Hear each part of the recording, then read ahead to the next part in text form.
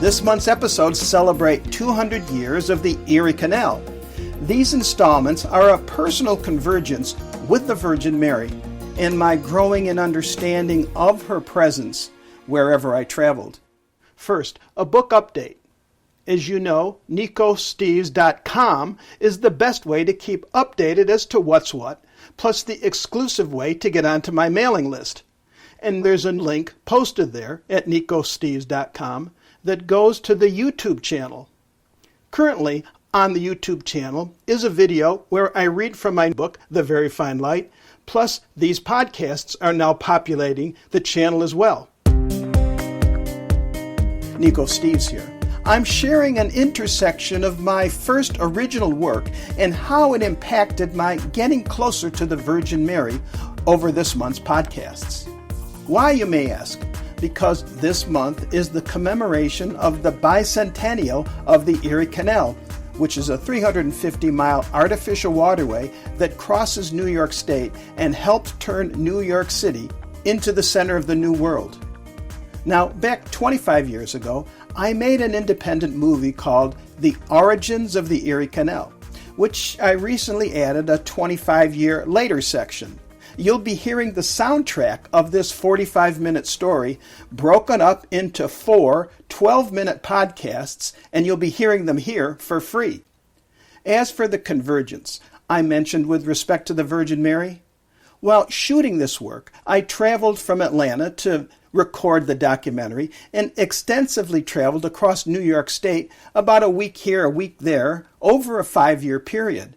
Well, I would be meeting people named Mary, Marie, Marion, and what I began to appreciate when going to these new places and not really knowing anybody was just how the Virgin Mary is truly everywhere to be found. I'd see her name on churches, hospitals, schools, town streets, shrines, basilicas, cemeteries, and I felt at home. I was with a friend. Really, this is a tribute to Mother Mary and my growing in understanding of her presence wherever I traveled.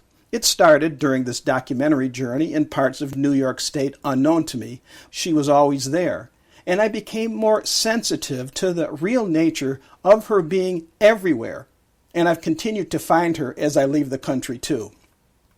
And so I hope you enjoy, in 4 parts, the history of the Erie Canal that's been open for 200 years, right here on Constant Procession.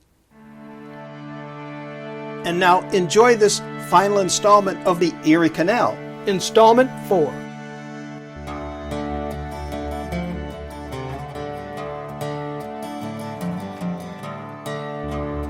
Welcome to the Port Byron Old Erie Canal Heritage Park.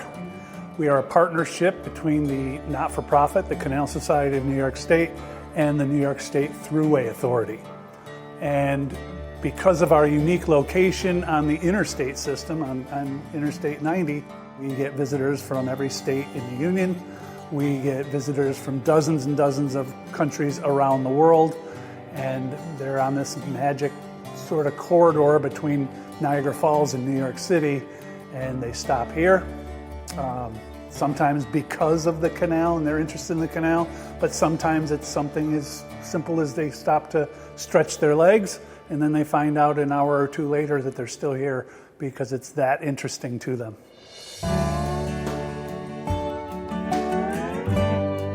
So here we're sort of at the centerpiece of our park here in Port Byron.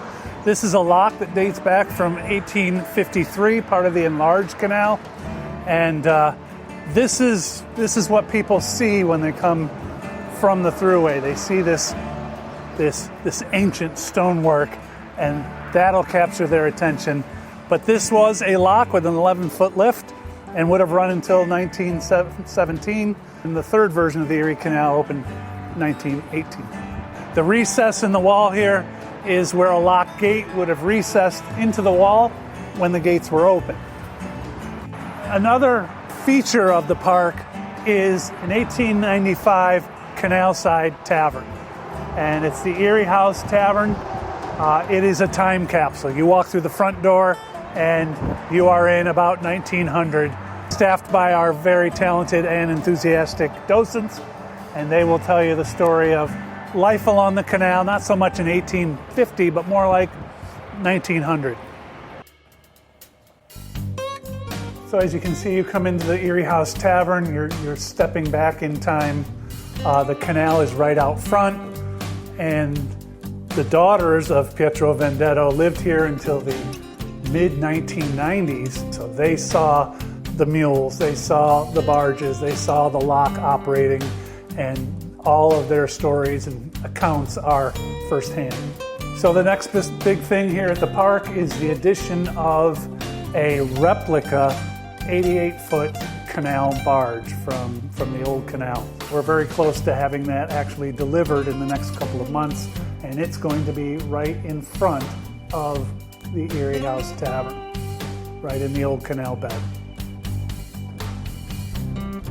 So this is the Lois McClure. She's an 88-foot replica of a sailing canal barge. She was built by the Lake Champlain Maritime Museum and was an educational vehicle, an educational tool for them for almost 2 decades. So here we are partway on the journey from Lake Champlain to the park in Port Byron. So the guy who spearheaded us getting the boat and also spearheaded the building of the boat was a guy named Art Cohen. Art Cohen was a marine archaeologist, and he discovered a wreck of one of these sailing barges at the bottom of Lake Champlain. He spent hundreds of dives, I believe, measuring every board that he could discover. They reverse engineered it from a wreck at the bottom of Lake Champlain.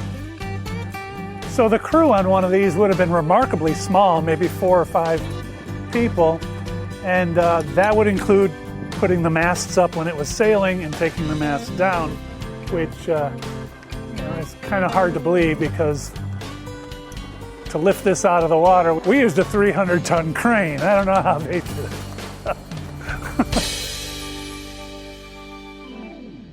This stone is dedicated to past Canal Society President Thomas Grasso, who not only was president of the Canal Society, but he was also the Dean of Geology, the Geology Department at Monroe Community College. We love to use the term fossiliferous, meaning a lot of fossils, and the limestone that built the canal was perfect for fossils. And so this is the most fossiliferous stone we could find.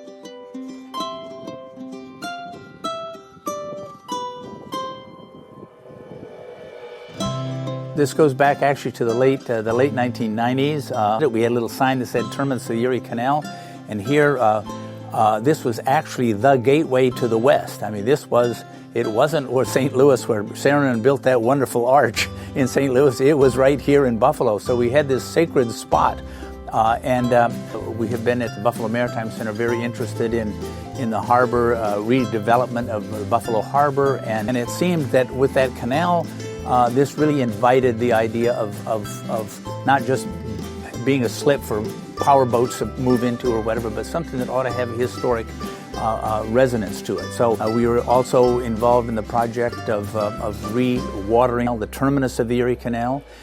That was an extremely iconic place. It occurred to us as the bicentennial of the Erie Canal was coming over the horizon. Now this is almost like, well, at least 10 years ahead. So seemed like an obvious idea. We need to build a canal boat. So that's where the idea came from, and it started to percolate, and we spread it around. We did research, and then we were off and running.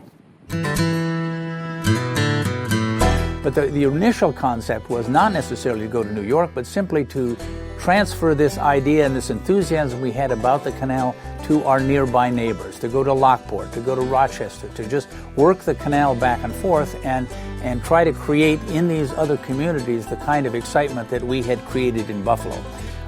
That then coincided with just, why don't take it all the way to New York City? We were quite adamant in setting up this project, since we wanted to be a public project. We wanted to be in public. We wanted to be in the public's face. We didn't want to build it off in some place and deliver the boat just as a launching. So the natural place to put it, or the place we thought was the best place to put it, was right there on the corner where the Erie Canal joins the lake. One of the most important things that came out of our research and out of our contacts and out of our reaching out to the community was our contact with the Haudenosaunee, with the Native American populations. And this was part of our desire to, early on, to commemorate the canal and celebrate community. People were really interested in this and interested in the project, and so were literally thousands of people visited. School children, we had groups coming. They study the Erie Canal in the 4th grade, so we had wonderful groups of kids, and we got kids to work on the boats. It was just really beyond our wildest imagination. Reportedly, there were 20,000 people a year that came to see this. And not just us, but we were part of creating a kind of center of attraction in what's called Canalside. And we did have people from, at a certain point, we sort of decided, it's time we start getting one of those maps and putting the little the pins in it and so forth. We had people from Siberia, from Tasmania, from Africa, from South America. And one time a group came in, and a couple came in, and they were really interested in the boat. And I said, "Well, how did you happen to hear about this?" He said, "Well, we were in San Francisco and we read about it." I said, "But you're not Australian," because they kind of knew they weren't. They were from New Zealand. I said, "Well, why did you come to Buffalo?" I said, "Well, we came to see the boat." I said, "Well, what about Niagara Falls?" Which was, so well, we might check that out on the way back. And I thought, this is a triumph for Buffalo. We've been fighting Niagara Falls as the chief attraction since the early 19th century.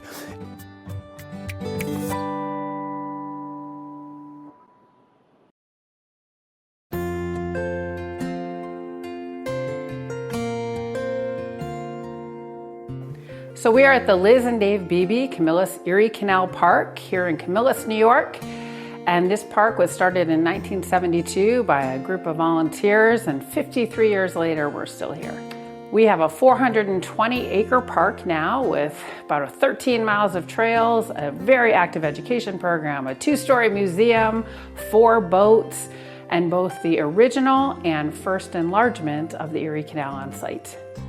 We are seeing incredible numbers of cyclists, recreational people coming to visit, but also people recognizing the history, especially with the 200th year of the original canal, coming to see the history of the past.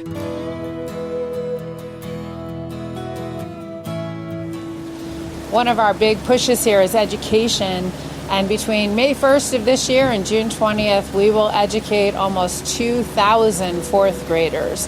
Every student gets to come, take a boat ride, get a tour of our museum, and also learn about locks and gates and walk up to the original Erie Canal. So back in 1972, a group of people from the Audubon Society, actually Dr. David Beebe and Liz Beebe, Dave was president of the Audubon Society, and they had been tasked with finding green space to save for migrating birds. They happened to come here and realized not only was it great for birds, but they recognized the historical relevance of having 2 versions of the Erie Canal on site. There were 32 aqueducts on this canal, because every time you came to a body of water, you have to go up and over it. So an aqueduct is a water bridge for boats over another body of water. We are right now on the 1842 9 Mile Creek Aqueduct. So right there is 9 Mile Creek. They had always wondered about rebuilding the aqueduct. And in 2008, 2009, they partnered with local, town, federal, lots of grants. They rebuilt this aqueduct. It is the only rebuilt, rewatered, navigable by boat aqueduct left anywhere from this first enlargement canal. One of the amazing things about that aqueduct, when they reconstructed it, the original construction was so good, they only replaced 6 of the stones. So the great thing about historic canals now, and especially with the Empire State Trail, is people are still using it for recreation. We have more walkers, more dog walkers. We're a dog-friendly park, and thousands of cyclists. Studies say a few years ago, 150,000 people went right by our museum door enjoying this canal and all this beauty.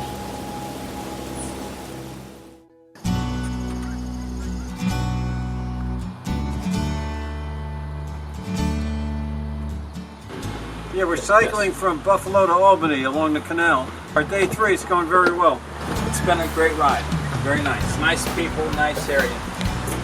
Yeah, it's been wonderful. We had only a little bit of rain, but we were able to duck into a restaurant along the way, and then it cleared and we were good. This is a good one because you can't make wrong turns. As long as you keep going along the canal, you're in good shape. If we do make the wrong turn, nobody knows. You know, the Erie Canal has been in continuous use for over 200 years, and although it may not be the freight trafficker that it was, it's incredible for recreation. Just hundreds of thousands of people use it. The monetary contribution to New York State, but also reminding us of what our history was, to the point that you can go see the history of the past with the Erie Canal. I think it's important that all of us become involved. You know, we are the next generation of caretakers for this canal, and it's important to everybody that we do so.